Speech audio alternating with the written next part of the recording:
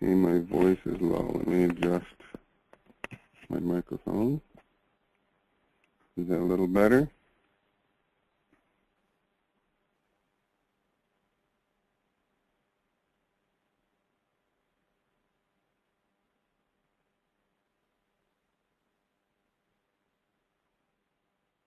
Excellent. Okay, hopefully you can see my slides.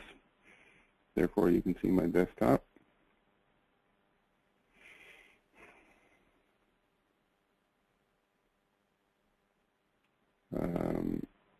So we're going to do a little course here, 3 days initially, 1 hour each, on object-oriented programming. So we're going to start from the basics and move into doing some programming ourselves.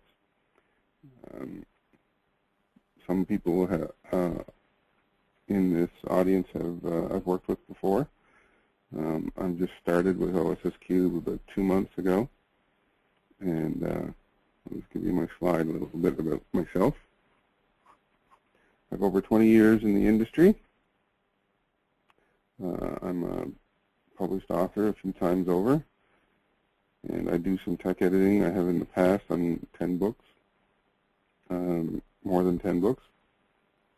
I've done some white paper writing for Zend as well in relation to Zen Studio. And you'll see that my work and samples of code here will be done in Zen Studio as well. So we'll hopefully pick up a few tips and tricks along the way as we look at our object-oriented code through that editor. I live in Prince Edward Island in Canada, and today it is probably, I haven't really checked, but it's probably plus,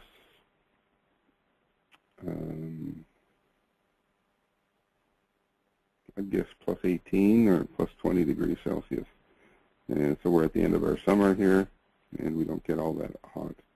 I know it gets upwards into the 40s over there in India, but so it's probably downright cold for you people. I will try to speak a little louder. I can always get into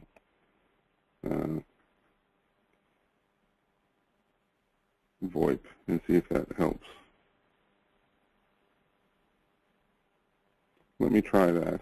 Hold on 1 second, and I'll try and switch over to VoIP.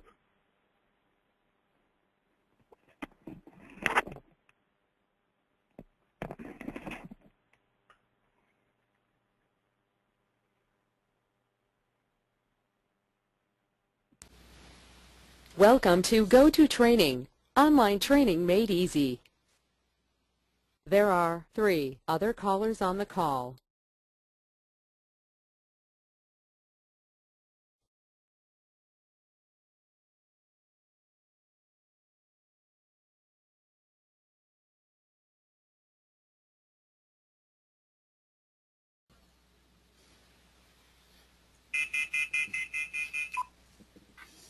Is that better?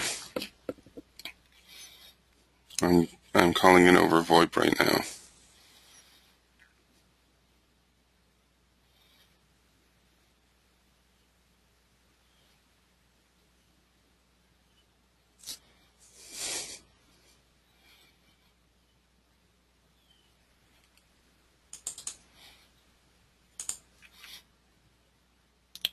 Hopefully that's a little bit louder and a little better. You can hear me now.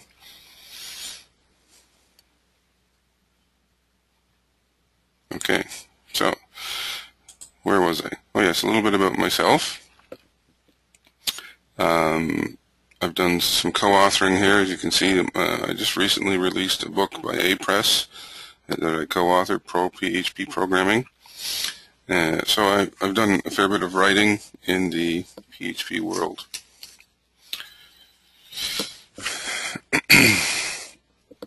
One thing that we want to do, here I'll just do the course outline.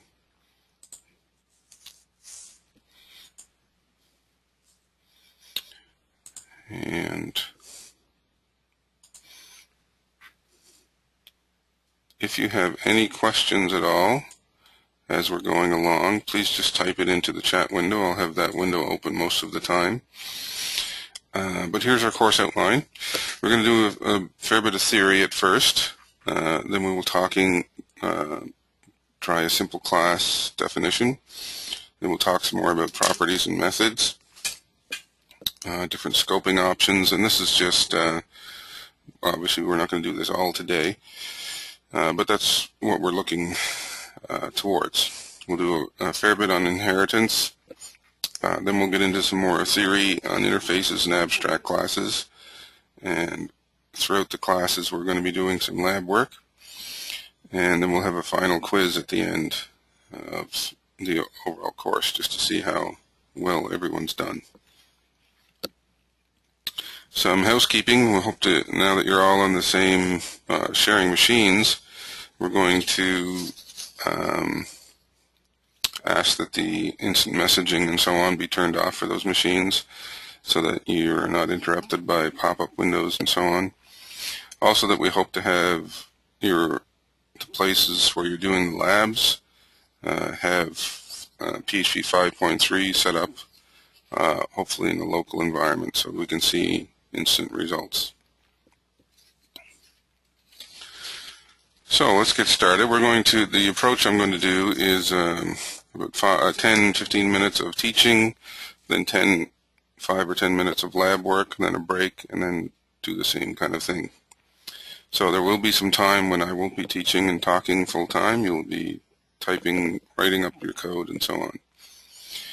Our course project is going to be, I'll deliver that, tell you about that a little bit later, but it should be challenging enough and yet not overwhelming. Hopefully I've picked a decent project to work on. So let's get right into the definitions. Our theory. We are looking at many of the different aspects of object-oriented programming, and these theories, these definitions, are not unique to PHP. Any language that has object-oriented programming should follow these basic definitions. So polymorphism. I won't read the scientific definition, but I'll read the simpler terms and just let you read the more technical way. I kind of put it in my own words there in simpler terms, just so hopefully it makes a little more sense. So polymorphism, the concept of that is the ability for different classes to have the same method and property values, but be able to act differently. So they can coexist in that sense. Two classes might have the same print method, but do different things. And as long as they're obviously named differently, then they can travel side by side and not interfere with each other.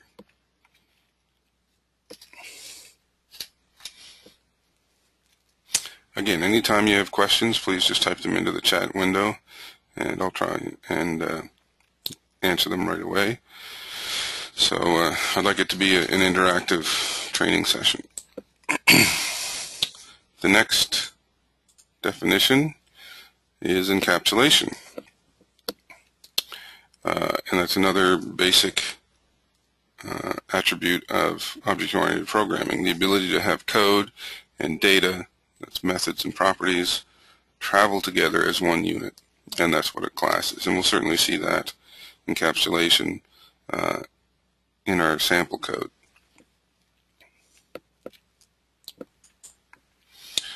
The last one we're really going to look at, we have a few others, but not in this much detail, is inheritance. And we'll see a lot of value in inheritance, and we're going to use it quite a bit in our project.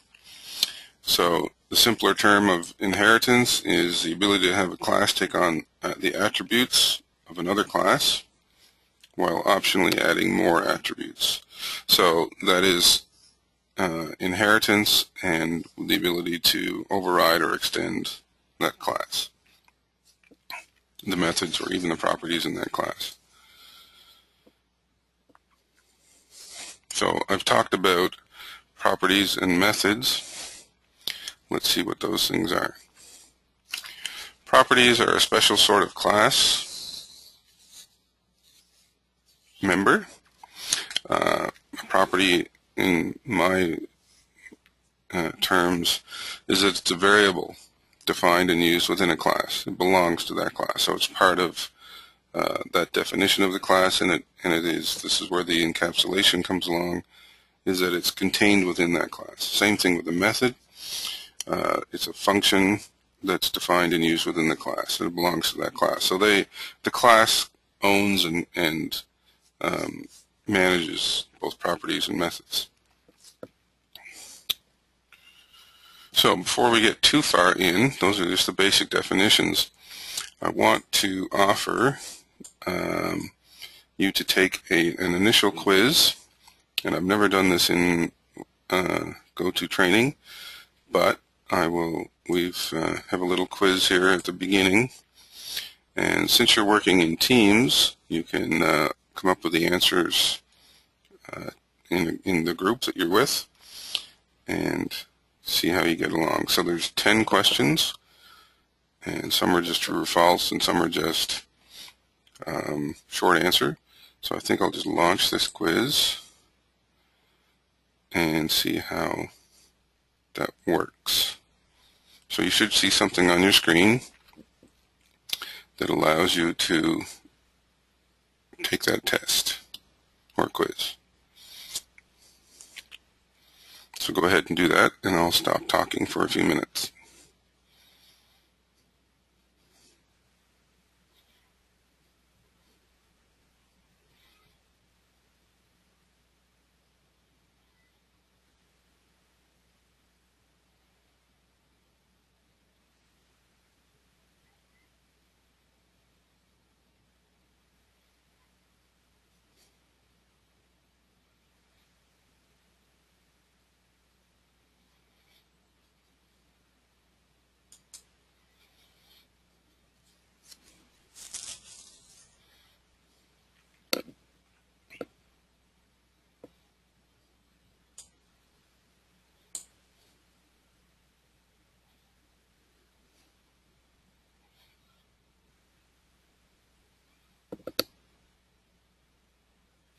And just put a little we're done or all finished of the test in the chat window when you're completed. I'll mute myself until I see that answer, those notes that you're done.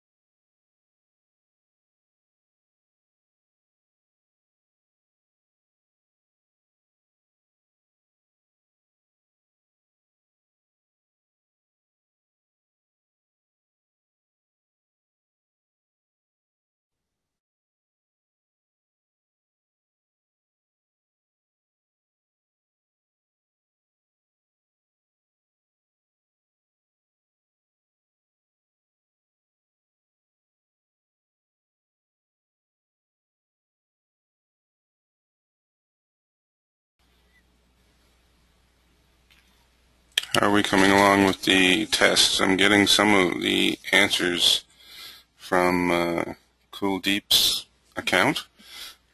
Nothing from Siraj. And I apologize for my pronunciations if I got your name wrong. So are you all doing the same test as a group of 10? That's fine. This is just to get the mental juices flowing as well.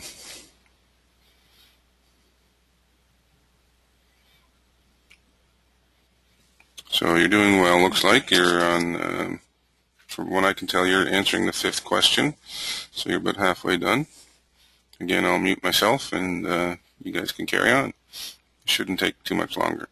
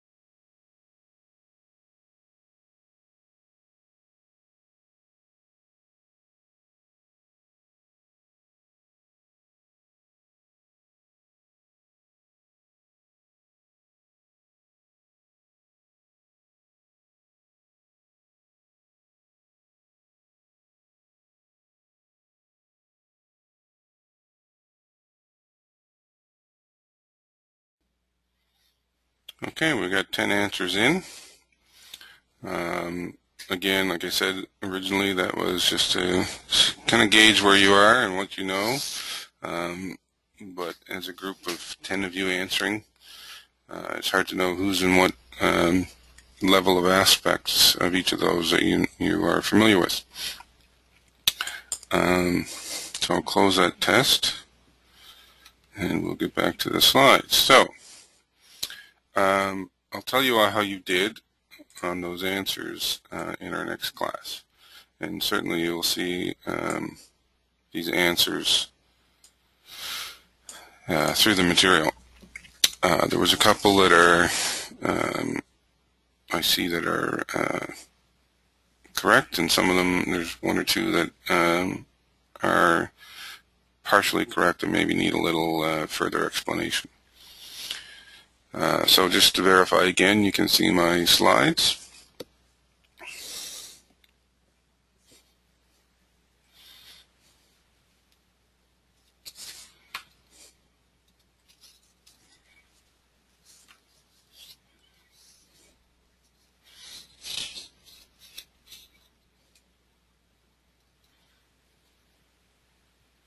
Just a little yes, no in the chat window if you can see my slides, my desktop.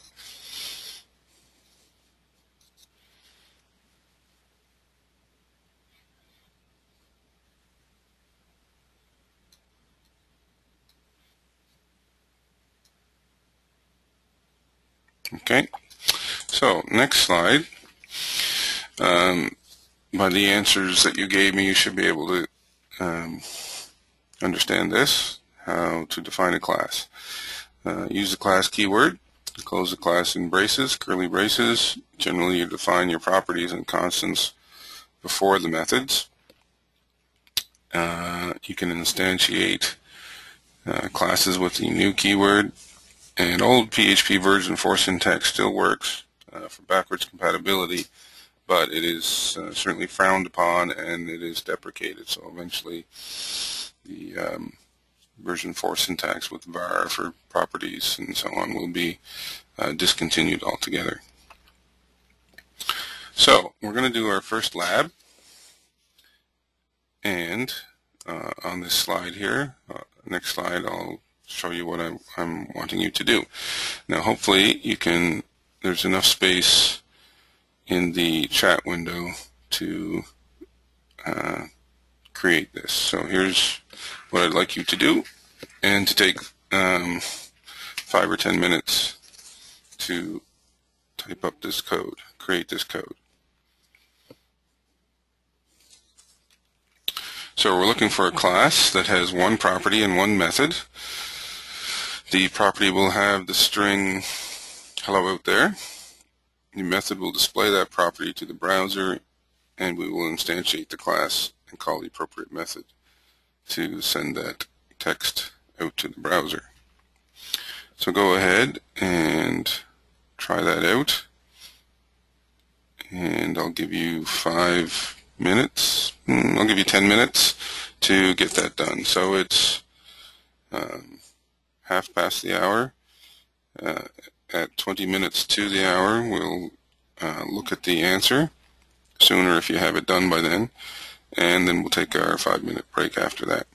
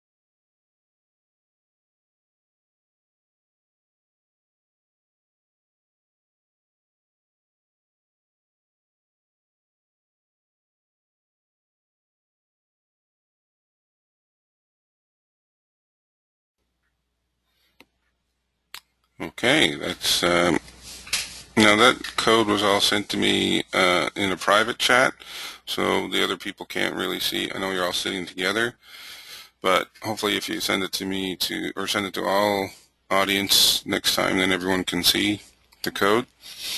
But that is very well done. Here is, I'll just show you my class solution. Almost exactly with what you have given to me in the chat window.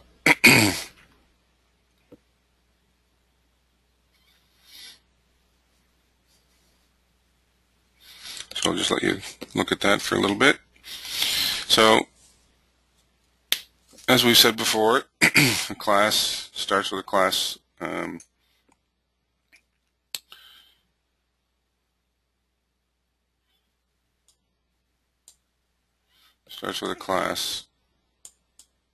keyword, is surrounded by curly braces. This is the definition of a property. Again, we'll get into these keywords public here a little bit later. And then here is the method, which in PHP is still defined as a function. And there's another keyword here, key variable, called this, that I'll give you a definition for in a minute as well. The new keyword, as we talked about, instantiates this class into my object, and this is how we in code are calling the method display it, which is this method, and it echoes out this variable property, which has hello out there in its string. So I'm just going to jump to Zen Studio here and show you there's a couple ways of doing it. Hopefully you can see that. I was playing with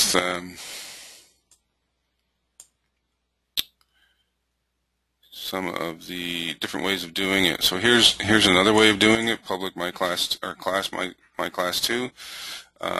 As long as it's a public property, you can just call it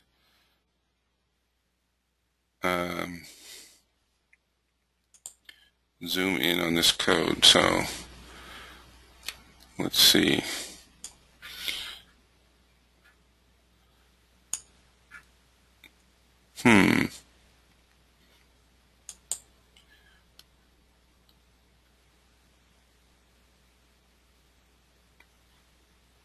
I'm not, I'd have to go into the properties here.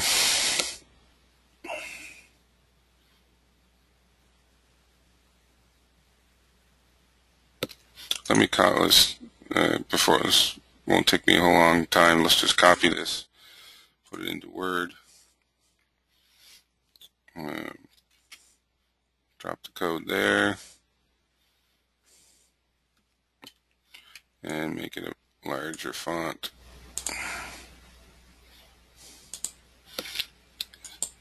Is that more readable?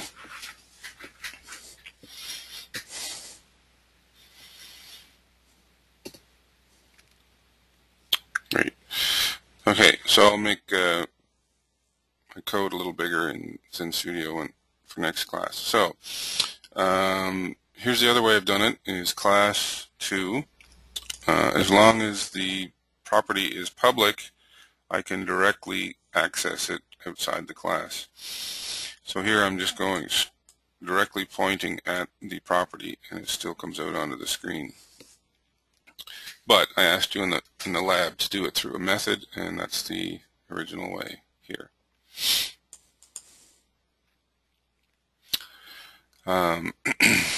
So let's see if we can look at this in the browser.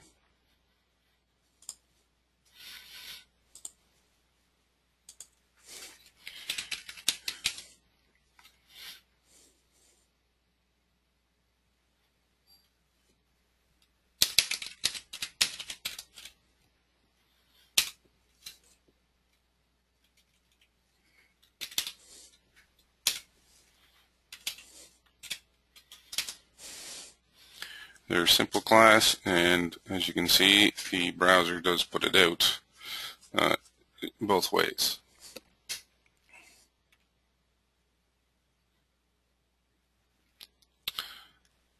Now, a couple more definitions, and then I'll introduce the overall project for you.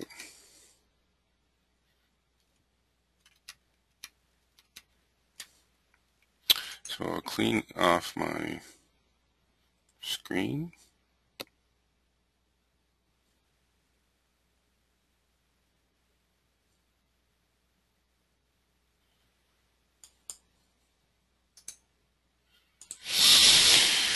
So we've used the keyword this. You guys are aware of it, it looks like. So it is a predefined keyword that is used to make reference to the class itself when it is instantiated. If we're using, later on we'll see,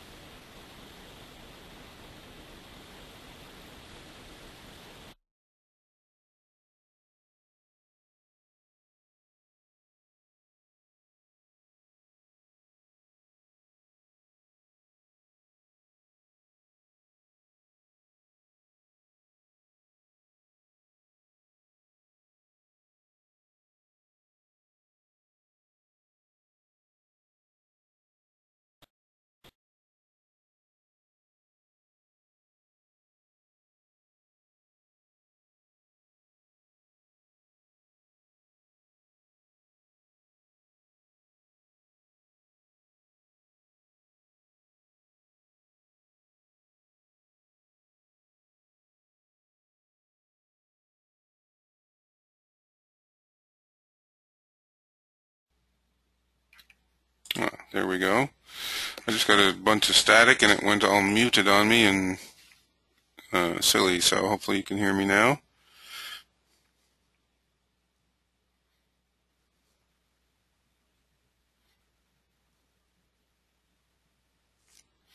Okay, great. So what I was saying, I'll start again, is the keyword this. You've seen that before, obviously in your little sample code. And what it is a predefined keyword that is used to make reference to the class itself within its own class, but only when it's instantiated. So we'll see a little later when we're talking about abstract classes that there are a few other ways to make reference to items within its own class with using the self and the parent keyword. But as we're looking at it now for instantiated classes, we will be using the this keyword. Also in our little quiz I asked you about some magic methods. Two of them are quite important. One is really important, and that is the constructor class, or sorry, constructor method. It starts with 2 underscores and use construct. This method it's built into every class, so even if you don't define it, it's actually there behind the scenes. And it's a little method that runs whenever the class is initially instantiated. So when you're using the new keyword, what you're actually doing is calling the construct method. And we'll see that in some of our sample code later on.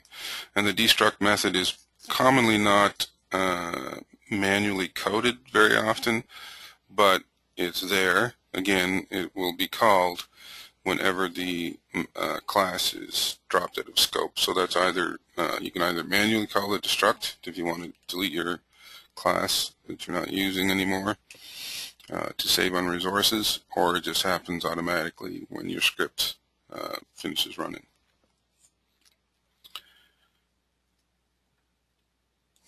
So again, any questions so far?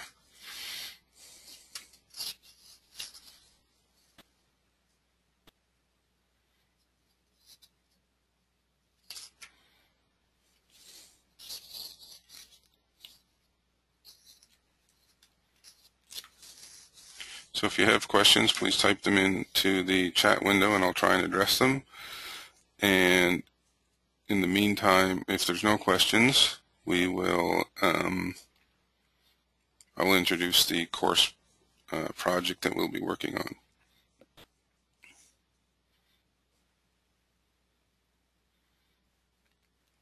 I guess I kind of skipped over our 5-minute break, but we started 5 minutes late. So, question: why is the constructor was introduced as a magic function in PHP 5? Why? I'm not sure why. It's in PHP 4 code. If you create a method by the same name as the class, it's the same. It has the same effect. So I guess it's a little more object-oriented, true, I suppose, in that sense. Plus, it's a method that will be called whether you create it or not. So it's going to be there in the ancestry. If you do some inheritance as well, it'll be there in the ancestry of your classes.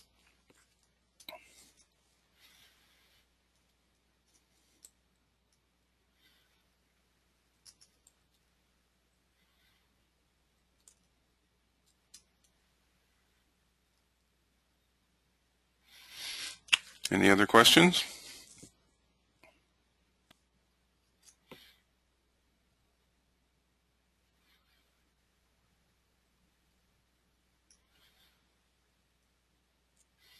Okay, so I would like, before I go to the next slide, which introduces the project, I would like to, maybe for next class, there's 10 in attendance altogether, maybe go in groups of 2 to work on this project. So the reason I'm saying that is that I'd like to see, and we can do it through email, through the week as you send me your questions and your sample codes and what you've gone so far. I will also be seeding you or giving you some initial code to get you started, so you won't be starting 100% from scratch. And we're working on this project as we go. So there will be quite a bit more lab work in this, like practical hands-on work, which is what I was told you would like more hands-on than theory. So if you guys can put yourselves in teams of 2 next time or through the week, that would be great, and then let me know who's on what team. You can even be unique and give yourselves a team name if you want. Make this a little bit of fun, and we can then see who can do the work in these teams in different approaches. Look, now, as you saw in the quick sample class, there's 2 or 3 different ways to do something. So that's another reason why I want to have you in different teams, so that we can learn from each other's different approaches. I'm not saying that one's better than the other, but there might be different ways to write a method, or different ways to work on your properties, and inheritance could be different approach, and so on. So if you can get yourselves into groups of 2 by the time of next class, and just email me.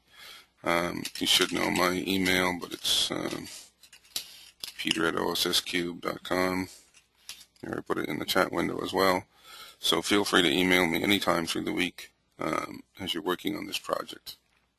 And if you can, by sometime tomorrow, just let me know who's on what team. That would be great as well.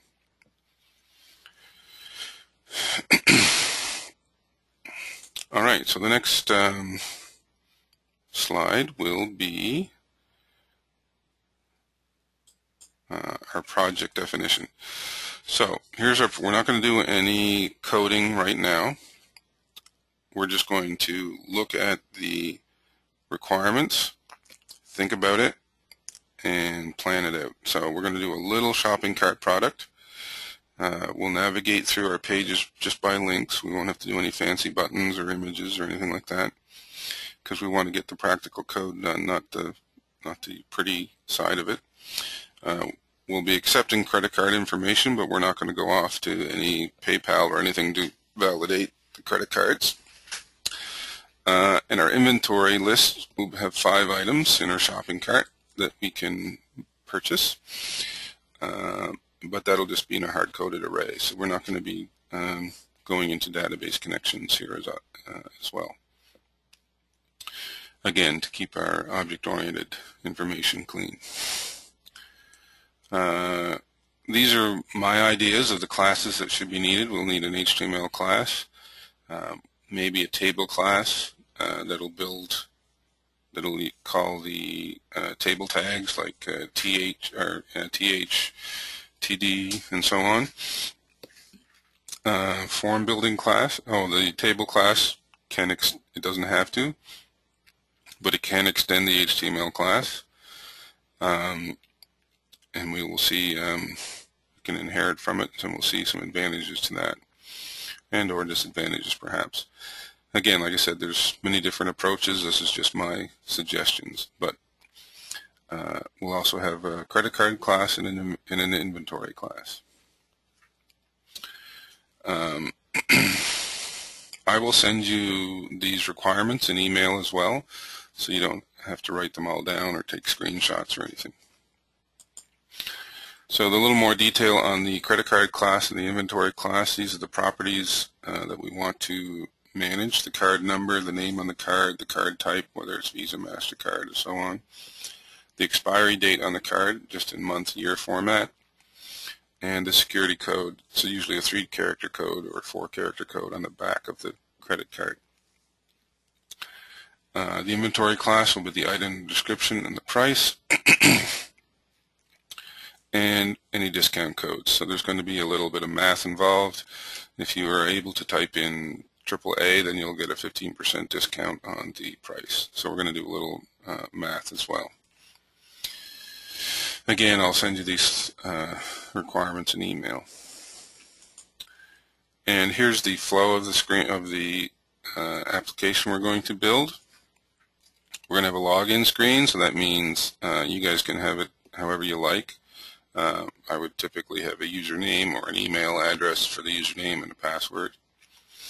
Once we log in and we're verified, again, we don't have to do a whole lot of verification here because we're just doing the sample, but we want to put on the following screen, these boxes are screens, web pages, where we'll list the products from our list of 5, and we'll have the login name on the top of the screen or somewhere on the screen showing you who has logged in. So that implies some session management, and the list products will be maybe in a table, so we're going to use our table class. We'll maybe have a checkbox beside the product to show which of the 1 or 2 of the 3 or 5 that we want to buy. If we pick on 1 or 2, then we want that on the next page after we select a product. We'll have the login name again, that carries through, but we're also going to add then the how many items are in the cart. So if I've picked 2 items out of 5, then at the top we'll see 2 items you have, and then put the number 2 items currently in your cart. The next page, when we add it to the cart, we'll ask them if they want to continue shopping. Again, this is in theory and idea. You can come up with variations on your own within your teams. If they continue shopping, then maybe they want to pick another product, add that number to the cart, increase it by 1, obviously, or maybe they want to drop 1, and so on. If they're done shopping, then we'll check it out. We'll go to a checkout screen where they will still see their login name. We'll show a summary with the description and the price. Somewhere in here we'll also be allowed to enter that discount code, maybe on the selected product. Maybe it's, here you can use your own imaginations. Maybe you want to have different discounts per product, like maybe product 1 would have be able to put in its own discount code, or you can do it overall at the login, or sorry, at the checkout screen. You can have a overall summary and a discount on the full list of the items that you're buying. So we'll have a summary with the item description and how many you bought and any of them that are discounted. And we will, maybe at that time you don't have to have the cart number, how many is in your cart, because you're seeing the summary of what's there. Then we'll collect the credit card information, and the validation will be just that we have those data items filled in, the name on the card, the expiry date, and so on. So we'll just have a little validation that all the data is there on required data, and then we'll have a thank you for shopping with us kind of thing, and tell them that their products are on their way. So what I want in form of kind of homework and teamwork, so to speak, is planning this out. Maybe have some at least start with the HTML class, and then the inventory class and the credit card class. We haven't gone over inheritance, but we can maybe give you guys some chance to attempt that on your own as well. Are there any questions then on the project that we're going to be building over the next 3 weeks?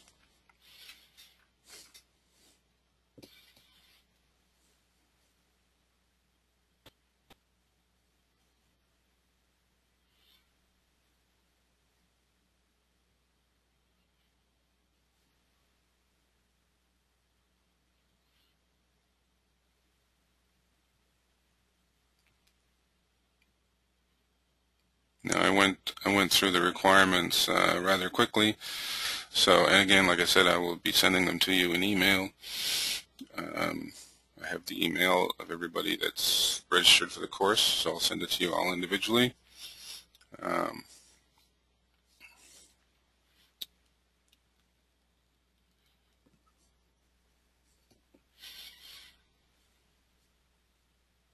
Okay, so to sum up, no more questions right now. Hopefully this isn't too big of a project for us. Again, like I said, we're going to be doing the next 2 classes. We'll spend a lot more time in code as opposed to looking at slides in theory. And we are at the top of the hour, and I guess a half hour for you folks, but it's the top of my hour, and we're nearly done of today's class. So again, I will email you the requirements, and I'll give you a seed of some code to get started to see what I'm kind of hinting towards. And if you guys can in the meantime send me back your teams of 2, that would be great.